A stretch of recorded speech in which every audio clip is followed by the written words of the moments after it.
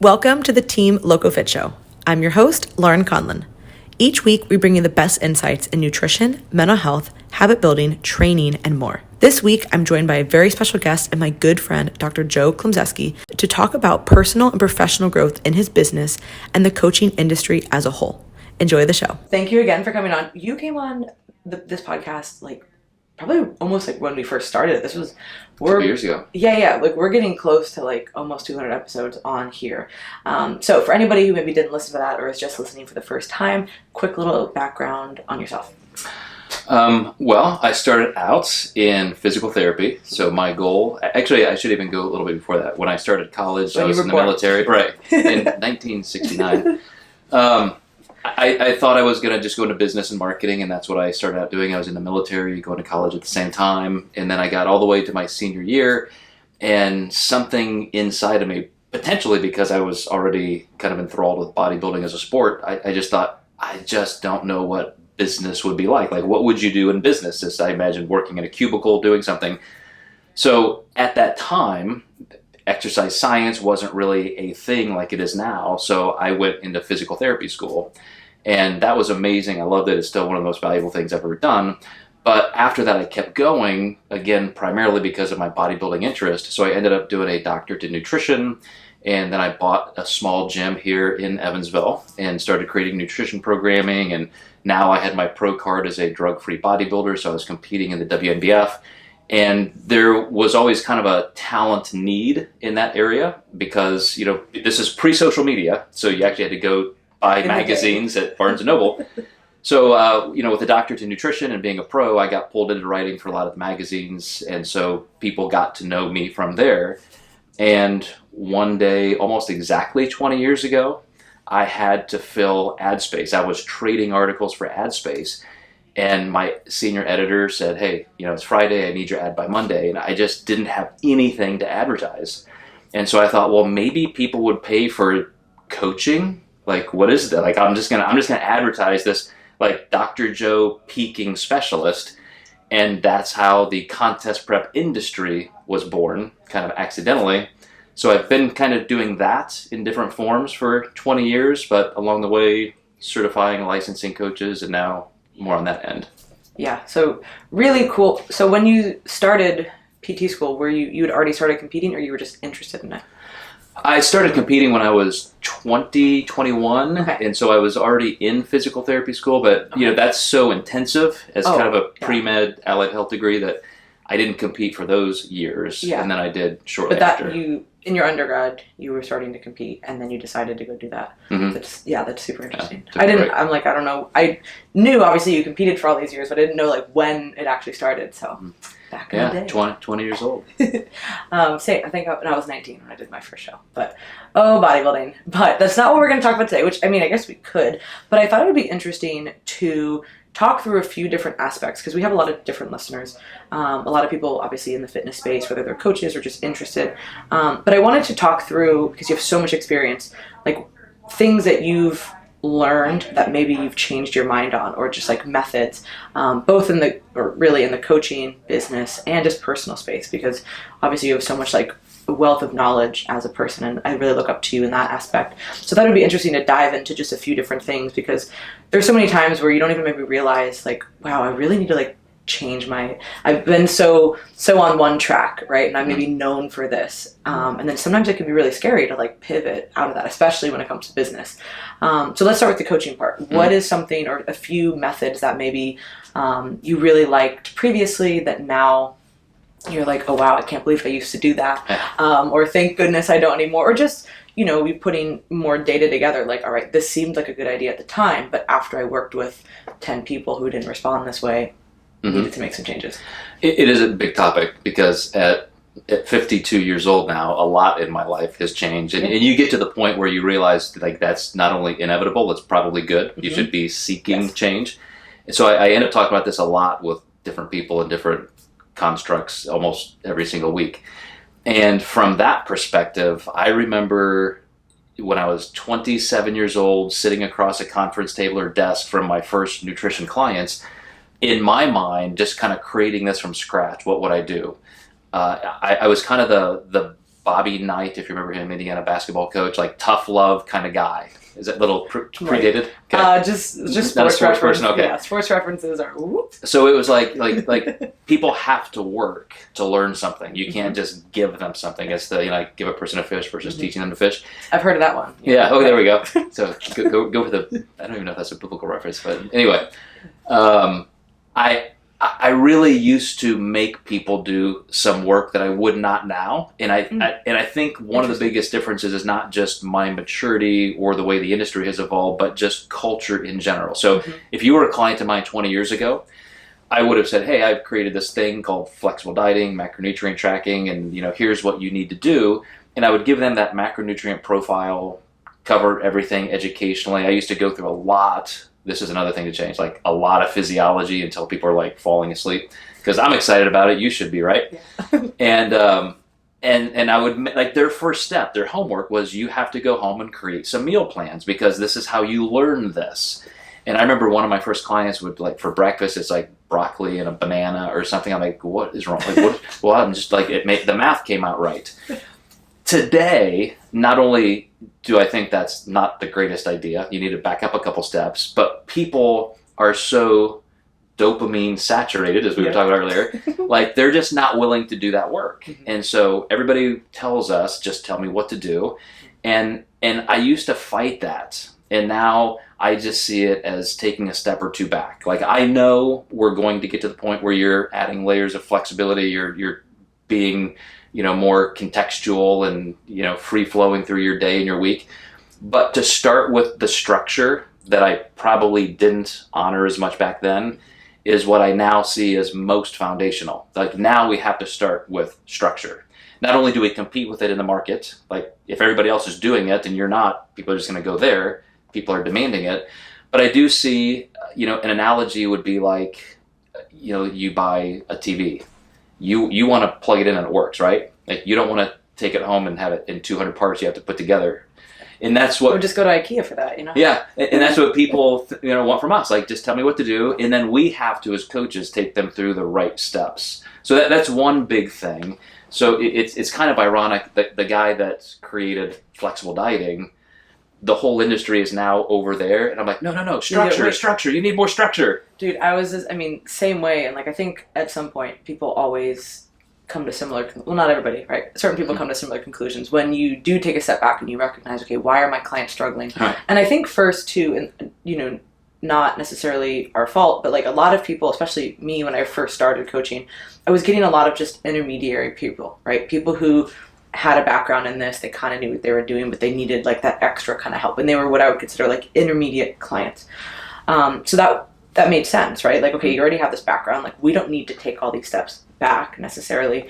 But then what I started to realize is that, okay, no, there's really 3 types of clients. Like, there is that group, right? But there's the group who's way before that. Like, they are just starting out. Like, they really don't understand, necessarily how to track or what to track. And is that even necessarily relevant for them? It might not be, like, when they're first starting. And that was something that I was like, no. Everybody needs to track. Like, macros are the way. You know what I mean? Like, this is the way. Like, that was the whole science group. Like, how everything, I mean, you'd been doing it for years, but like, I would say it probably blew up in like 2013, 2014, right? Like, and that's when I started coaching, it was in 2013. So that seemed like the science thing to do, and that made the most sense. But then as I did my research, as I coached more people, I was like, this might not be, and just gained more life experience. I was like, this might not be it for everybody, and it might not be it for everybody when they're first starting, especially. So that, and then also kind of like life after that kind of intermediary space, right? Like, what do we need? Do we need to track every single day? Like, not necessarily, right? So what is like life after this, or like that more advanced client? So creating strategies for like both of those groups, I think, has been really important. But yeah, I think if you hadn't really taken that step back, you'd be like, no, everybody needs to like do this. And society and culture does change, but just in general, I think it's more of the change of probably you understanding that not everybody is here. And I think that's hard for coaches, especially when you're first starting, because everything's through your lens, right? Like, you think, oh, everybody knows what I know. And you think, oh, well, this seems easy, or like, this seems like you should know it. And I think that sometimes we can forget that, like, that's just not the case. You know what I mean? And this is how, the pendulum always swings from one extreme to the other. So When I started this 20 or so years ago, that was my thing. And then you in 2013 or so, that this was your experience and where you were starting. I have a coach right now just getting started with coaching this year, and tremendous background, great science-minded person. So now think of this 20 years later. Her tagline, which I think is brilliant, is I create meal plans for busy women. Like, totally the opposite of what I would have said 20 years ago. And you hear that fight all the time. Like, are you a meal plan coach or a flexible dieting coach? Like, can't you be both? Like, can people need both structure and flexibility? So you can see the pendulum has gone to the point where she is just in tune with culture and what people want. And she's like, okay, this is what people are asking for. And there are these asshole coaches saying, no, I don't do that. I don't do meal plans. That's bad. And she's like, yeah, I do meal plans because that's what people want. And that's just the first step. And then she leads them through the next steps. Yeah. And the pendulum has also swung so far too, from like the tracking is like the best thing to like, don't track anything at all. And you're like, hey, okay, no, right. We need to rein this in just a little bit. And I think a lot of people will see kind of like what we do now. And they're like, oh, well, it's not intuitive. And I'm like, yes. But it's intuitive because of all these other years. Right. You can't just jump into, the deep end of intuitive eating if you don't have any of this other structure and these habits laid out. Like, it sounds really great, and that's again where people get kind of caught up in their own mindset. Oh no, this is tracking creates all these disorders for everybody, and it's really bad and it's really rich. And it's like, well, it might be for you, and that could have been your experience, but you also have 10 years of tracking experience and you understand all of this.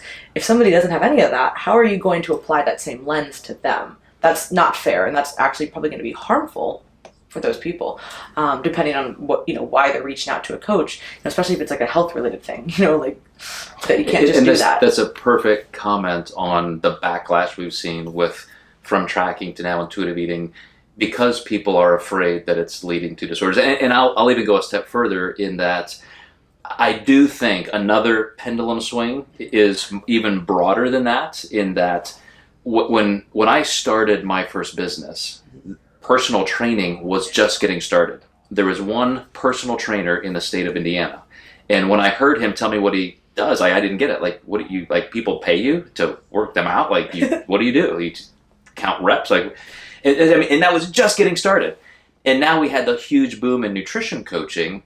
And now culture in general is back to saying, well, all that information is free. I can go online. There's a million apps. Now people are back to wanting experience. So it's one of the reasons why I recreated this studio. I mean, we had moved our headquarters to San Diego and then split offices between there and Nashville. And we were becoming more of that mobile 2021 company. And I'm like, wait a second, like, people, there's a reason why in the last 15 years, there have been more than 20,000 boutique fitness places open up, an extra $4 billion in our industry, and only a 2% failure rate. Because people want that corporate community, that they want that experience. Nutrition is almost just the add-on at this point. And I have a couple of clients that are just like that. When they come into my studio here, well, we're going to cover behavioral stuff, we're going to cover nutrition, we're going to cover fitness. But they come in here and they train and they love it, and that cements in this relationship. And the nutrition is easy at that point. It's just like, it just kind of comes as a natural extension because their motivation and their connection to us is so high. Yeah. So it's almost like come totally full circle. It's funny, I was talking on, I was on a podcast because my friends were interviewing me on my social media fast, and they were like, you've gone on this sabbatical and you've run an online business. This is really interesting. Calling it a sabbatical. A sabbatical, yeah. I was bougie. Well, they called it that. I didn't. I just said I'm going off the grid, but like, I'll catch you guys in a few weeks. But it is interesting because obviously running an online business, there's an online presence, and particularly with social media. So we were just talking through a few different things, and I was like, honestly, I really do see the next step. Like, it's been going more and more in that direction, but like having more in-person type, experiences, what they want to call them, whether it's training or having a studio or whatever it is, weekends, events, why you're here today. Exactly. So we're here. I was like, oh, that is a nice way to loop that in. So we're here for your business, Apex Coaching. We're doing like a in-person workshop. We're doing a small, intimate environment where we're really going to be able to help people work through different business challenges. And this is something that you offer in a virtual setting, but this is something that you're going to be doing, semi-frequently, doing these small in-person events. And I mean, anytime you go somewhere in person, I think there is just 100 times more like it's a better experience. You learn more, you get to interact more. And this is not just me being an extrovert. Like, I understand that not everybody thrives on human contact quite like me. But I think regardless, you will come away with a lot more when you go somewhere in person. It's also that like investment, like you're taking it more seriously, and whether it's like a monetary investment or not, you're saying, I'm getting on a plane or I'm getting in a car and I'm going to this event. Like, this is a big deal. You know what I mean? Versus like, oh, I'm just on Zoom listening to this webinar. And there's nothing wrong with that. I mean, I've listened to so many things online, and sometimes you really can't make it to that event. But I do think that that's going to be the next shift for sure. And I think that's going to be cool. At least I'm excited for it. So as a 100% introvert, yep. It's one of the reasons. Couldn't be more different. It's one of the reasons why I've probably pushed myself into the social sciences so far, because it's like, it fascinates me, because we are a social species. I need social connection as well, even though I'm an introvert. And at an event like this, everybody's represented. Like, when you see the coaches I have here, you'll see the extroverts shine. They'll be the first ones to raise their hand and want to talk. And some other people may never talk, but they'll walk away saying that was the best experience of my life. Exactly. Because they were just here and they got to absorb it all and meet people, and those relationships will be so impactful. Yeah, and I just think that there really is that kind of just like that investment in the event that is just different than anything that would be online or kind of like on your own terms. And not to say there's anything wrong with those, of course, those are great. And that's what most of us have to do most of the time. But if you can visit and go to things in person, I just think that's definitely going to be that next shift. Okay, so coaching, that was one of your big things, which I agree. What about just in business in general? And obviously you've had many different businesses. You still have many businesses. So what would be something that maybe you used to do or thought was the best, and then you really either had to pivot or completely done a 180 with your mindset on it? I mean, business, because of the information age and social media, has changed so much. I used to kind of make fun of or tell people, and this is like old school, like imagine that old guy, the neighbor screaming at the kids in the lawn, Like, you can't, like, an online business is cotton candy. It's never going to last. You need something with more structure. Clearly, that's not true. But at the same time, I think it still kind of is. Because one of the things that I tell coaches all the time is, I know you think it's glamorous and amazing. You can sit in your pajamas on your couch and make money. But you can be that flavor of the month for a while, and that you're going to be usurped. And unless you have some diversification and you've connected and invested in your community, I still have physicians in my local community who refer people to me. People I worked with 20, 25 years ago, now I'm working with their kids. And eventually I'll have extra staff, and, we'll recreate what we had here, before we started running around the country. Yeah. And I think that's an important part, not just that coming full circle, but acknowledging that people do really thrive on those relationships that last forever. But I will say this, here's the thing that's been hitting me hardest recently in terms of business evolution. Like everybody, you tend to think like there's always that next level, that next level, that next level. So when I was 30, I let somebody talk me into starting a sports supplement company. Because, hey, you're educated and you can do this, and nobody could do it better. And so instantly we were in all 50 states. Our first year we were already, in 7 figures. We were only the 3rd company to have national shelf space. Like, there was EAS, Metrics, and us. And I had no idea how to run a business. That was in over my head. So I trusted some people. We had a finance officer. Long story short, this thing ended with an $18 million federal lawsuit. People in jail, people losing law licenses, SEC licenses, like guns in ditches, just like an episode of Narcos. And, here's me, like, I just started this company because I thought it'd be great. It's the next thing to do. And even as I kind of scaled our coaching into licensing and franchising, I'm still somebody who thrives on teaching people. Mm-hmm. Even in an introverted way, maybe one-on-one mentorship and so forth.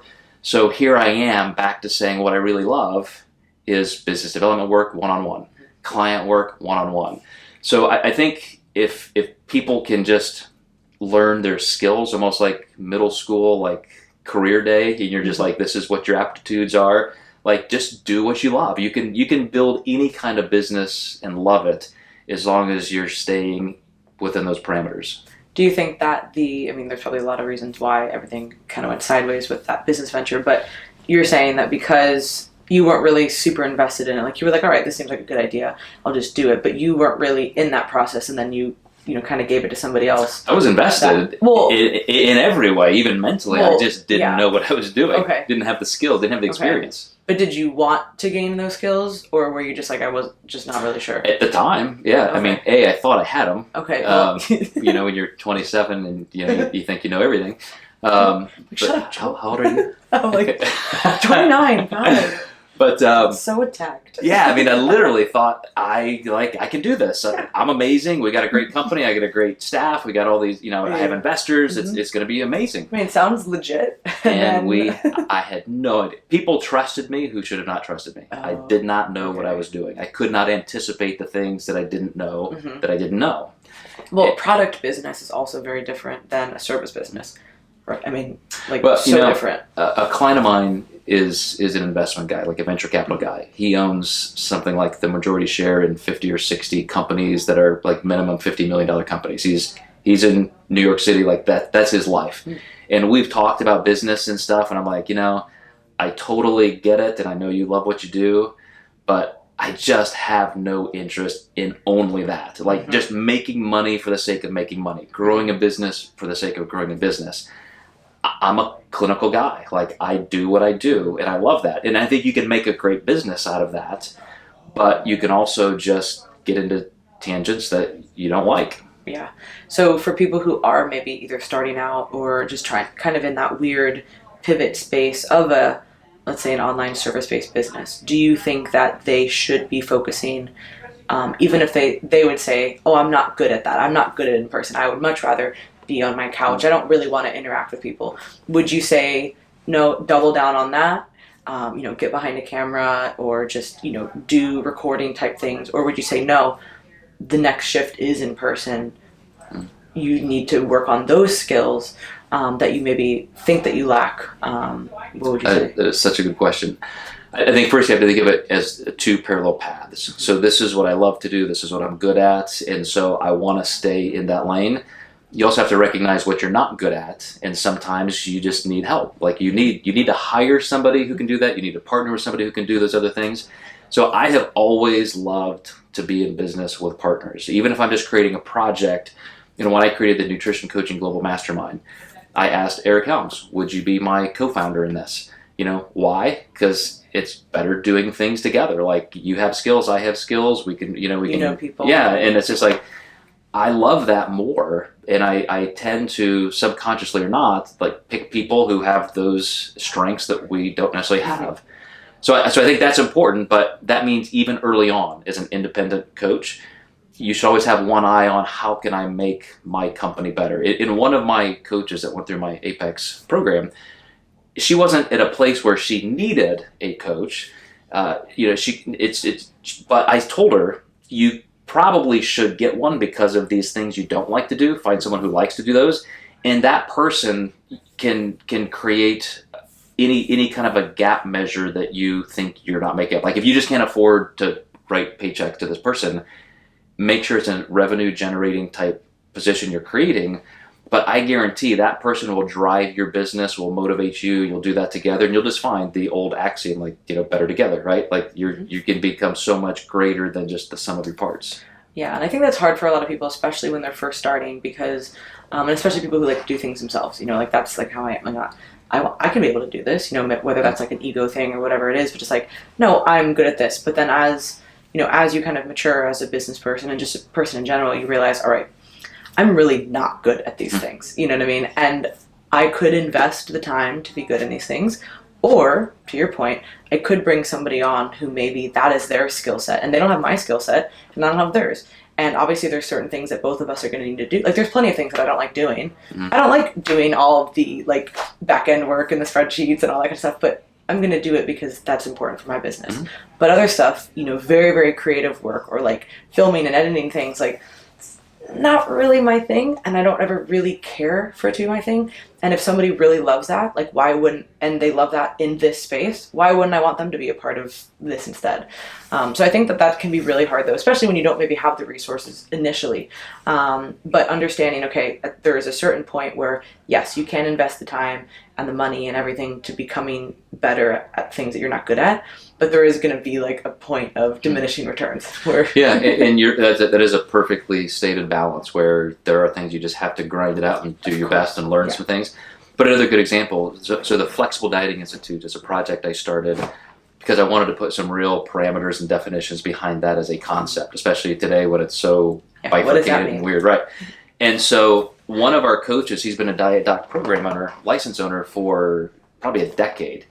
And he is a super, super introvert. It's me times 10 in regression. You're not that bad. I mean, you've worked very hard to not. Exactly. But he, he's a nurse practitioner, has his PhD. He actually teaches in a university, and yet he loves nutrition coaching. And he's so not extroverted that anything to do with the business development side, like he just won't do. He's just not going to. Yet he wants to have a thriving position or part of this industry. And so I brought him on as a co-coach with me. So all I have to do is feed him clients, and he loves it. His clients love it. He's amazing at what he does, but there's no way he could survive in business alone. It's just not his thing. Yeah. And that's fine, right? Like he decided this is what I want to do, but I don't want to do these certain things.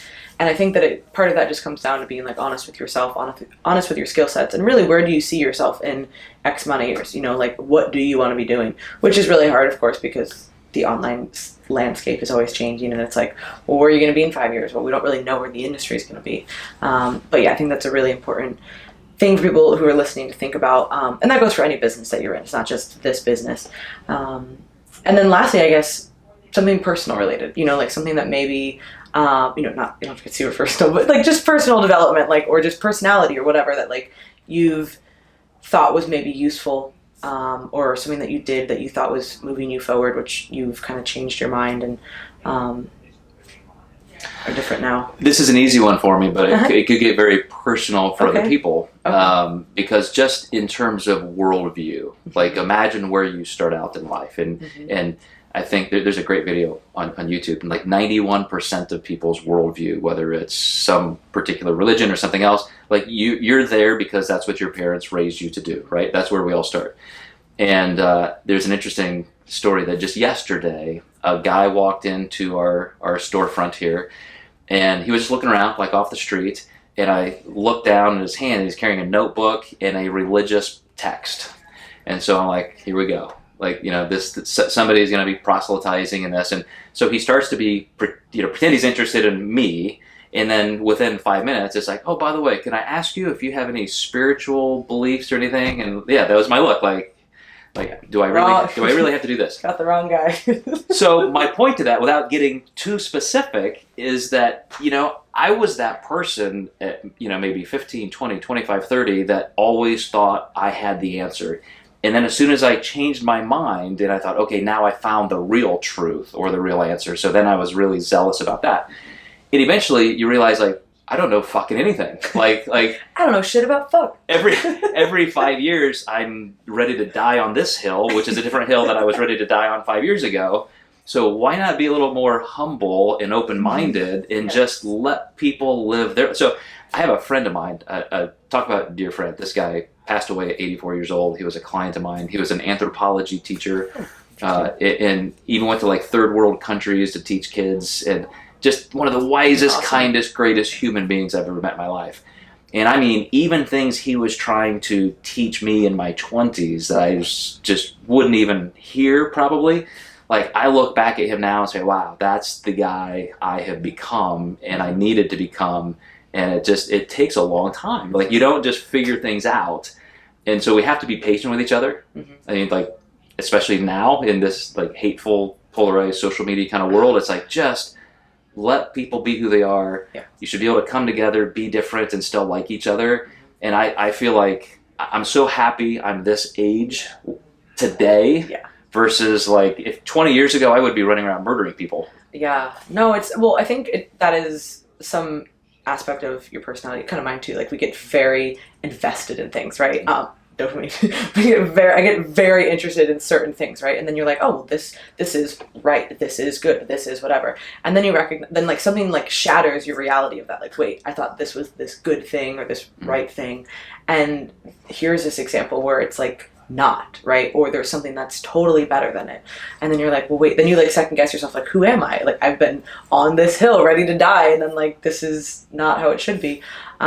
So I think that just partly like getting older, but maybe not even, because there's people who get older who just get more, like they dig their heels in more to certain things. Oh yeah. And then that becomes, even worse. So, I don't know, I guess, yeah, being open-minded to things. And as I've gotten older, I've definitely become, in my opinion, more open-minded, hopefully.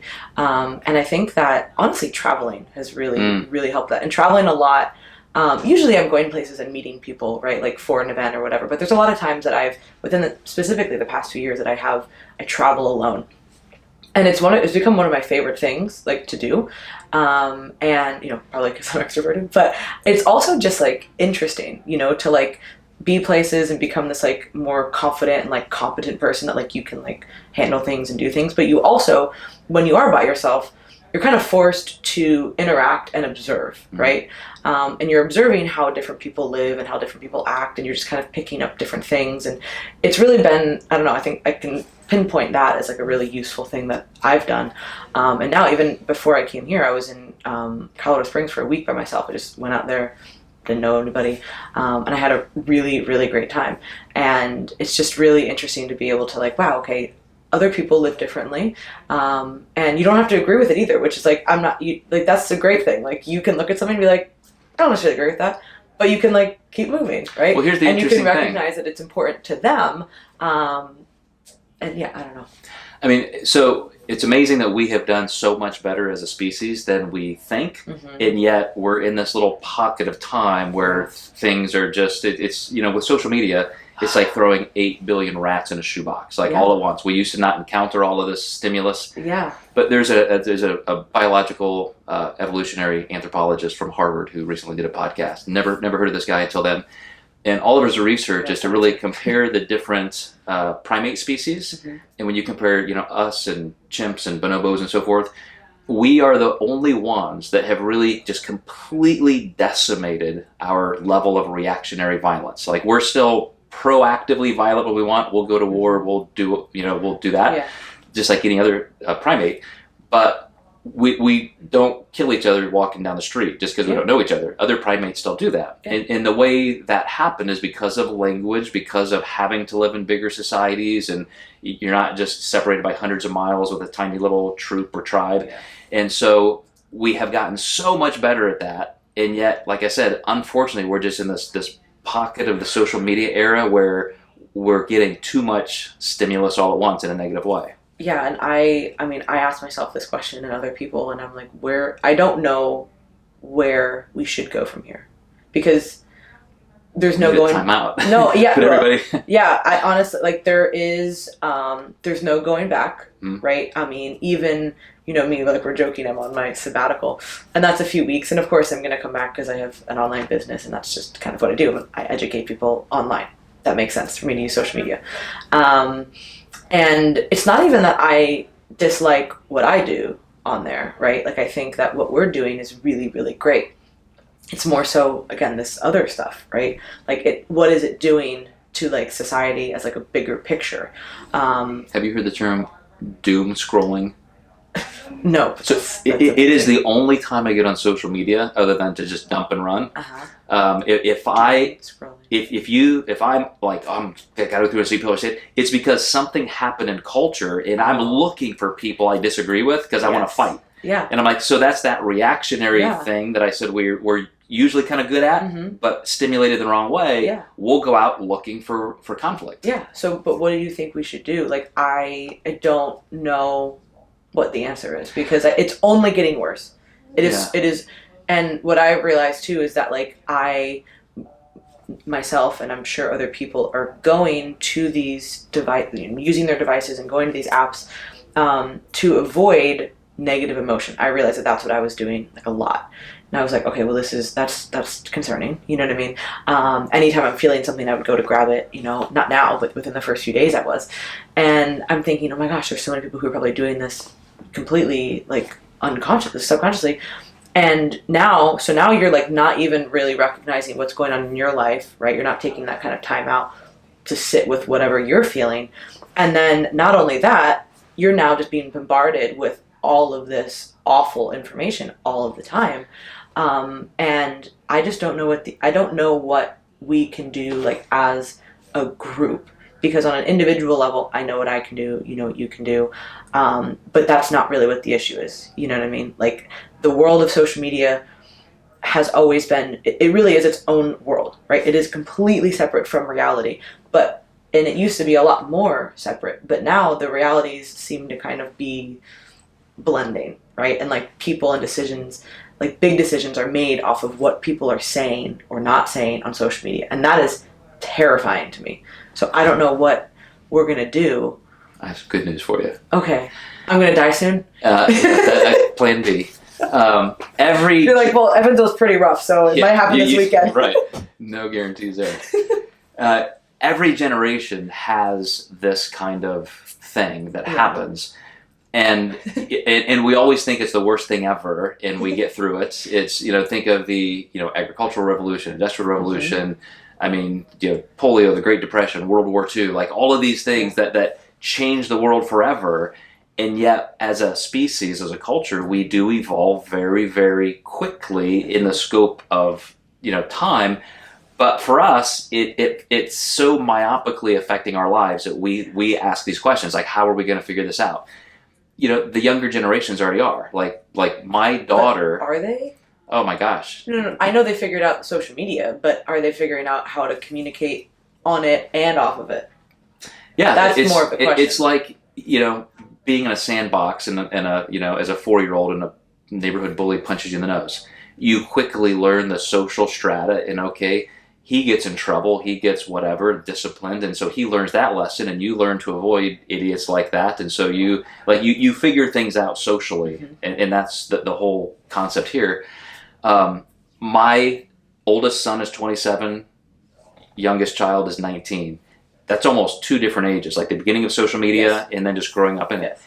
2 totally different people because of what they're interacting with. And so like my daughter, having grown up in her formative years with social media, with the Trump administration, with COVID, with like all this stuff, they're going to be fine. Like Gen Z is going to be like the World War II boomer generation, where, the greatest generation ever. Because they are having to deal with so much stuff, and they're so motivated and activated to figure things out. There's us who are thinking like, oh my gosh, the world's ending, and I hate social media. I think that all the time, but yeah, well, just with everything, because I'm a pessimist. And like you said, that's why we're so much alike. And I'm the one, like, I avoided social media forever. I mean, I know. I didn't even start an Instagram account until you. Yeah, I was there when that happened. Made fun of me. But again, now I realize, okay, it's not something to avoid because it's bad. It's like, I can figure out how I will use it in my life with mm-hmm. my comfort level. Yeah. And so, but I started out as that person, like, oh, that's stupid, you don't need that. And now I'm becoming that guy, where it's like, an 80-year-old person who's still like using a whatever corded phone on the wall. Yeah, like the car phone. Right. Is this thing on? Yeah, I don't know. These are just things that aren't really that important. I mean, they are important, but they're not. Usually. And then I just go down these rabbit holes and we just, I think, need to figure out a better way of in my opinion, blending reality with the social media reality. So when I said that we have become the least reactionary, violent mm-hmm. primate species, like mm-hmm. that didn't happen overnight. No. But when bigger tribes start moving around more and having interaction, I mean, think of the freaking Crusades and so forth. Like every spring, you just go to war. Mm-hmm. Like it took thousands of years for humans to realize, like, hey, maybe that's a bad idea. Maybe we could work this out a different way. So here we are right now. It feels so impactful because we're in the heat of it. Mm-hmm. But 100 years from now, it won't even be a blip on a chronology bar. It's so weird to think about. I know, like we're so invested in like figuring this out, and it's like nothing. Just live your life, do what you do, be kind, exactly. Be generous. That's been the other cool thing about me being away from all this, because even though I'm not so entranced in it, it's still enough, right, to like aggravate you, doom scrolling or whatever. It's my favorite. To where I'm like, I don't even think about it. I'm thinking about, obviously I have to go back because, gotta, make educational type posts and whatever and be a part of it that way. But like everything seems, I mean, I've been all over the past few weeks, you know what I mean? Different places, different cities, different cultures, everywhere. And like, everything's cool. So I think, which I know not everything's great. I get it. Don't like, there's like a level, right? Like, not everything's great. Of course it's not. But things are definitely better in real life than they are made out to be in social media reality. And that right? social pressure is affecting both of us in the exact same way in two totally different lives. Because, like, I used to not only doom scroll because I wanted to look for a fight. Like, Totally. I want to find somebody who disagrees with me, and I'm going to fucking show them why they're wrong and they're idiots. And now I don't even bother. That would stress me out. But you know what I mean? Yeah. Like now I'm like, well, that's a waste of time. And I'm just like, do I want to be that guy? And like, why am I doing that? So it's the conflict-oriented times that we're in that I had to kind of go through, and it's shaped me into just a nicer guy, you know? I mean, and you're the one like, gosh, I got a sabbatical of this because I'm like, this is killing me. I hate it. I'm not enjoying it anymore like I should be. So you take a break, figure some things out, you'll come back, you'll be a different person. And that's what I mean by, you know, social pressure. It's just pure evolution at a larger scale. So interesting. But this was great. I'm really happy with this conversation. Is there anything else that you want to add to that kind of last part? Just in general? It's really funny. I don't know if these books are in view, but you just you just took these one random pile of books to counterweight this table. I'm like, hopefully they're like, appropriate books. I didn't even check that out. Sociology book, psychology book, religion, like all this stuff. How the brain works. Just this. I mean, this was a good stack. Not gonna lie. The table, I didn't realize, but like I was putting the mics on this table, and then it started to fall, and I was like, oh gosh, and you weren't in the room. So I was like holding the table, and then I was like, grabbed just the first stack of books. Breaking stuff in my office. Yeah, basically. Gonna break something in here. Well, thank you so much, Joe. This was really awesome. I'm really excited for this event this weekend. And how often do you think you're gonna be doing these? I want to do this specifically, probably quarterly to start, but I want to probably try and do something almost monthly here in Evansville. So I'll probably do some client type things as well. I want to do like a training event. Yeah. So because this will be in Evansville. Yeah. I mean, got to bring people together. Yeah. Hey, that's what this conversation was definitely centered around, and just kind of being open-minded and changing. And I think that's just a really important concept, whether it is like for your profession or your personal life, is recognizing that change isn't necessarily always bad. It can be very scary. And especially in like a coaching or business setting, right? Because you've always done something that maybe has worked, and you're like, oh gosh, well, do I look like a fraud now because I've changed my mind on this? But ultimately, as long as you are explaining why you're maybe changing your mind or changing your methods, generally people are pretty receptive, because then they're like, oh, thanks for actually like being open-minded and wanting to change this, and not just saying, no, we've done this for the past 10 years, so we're going to keep doing it.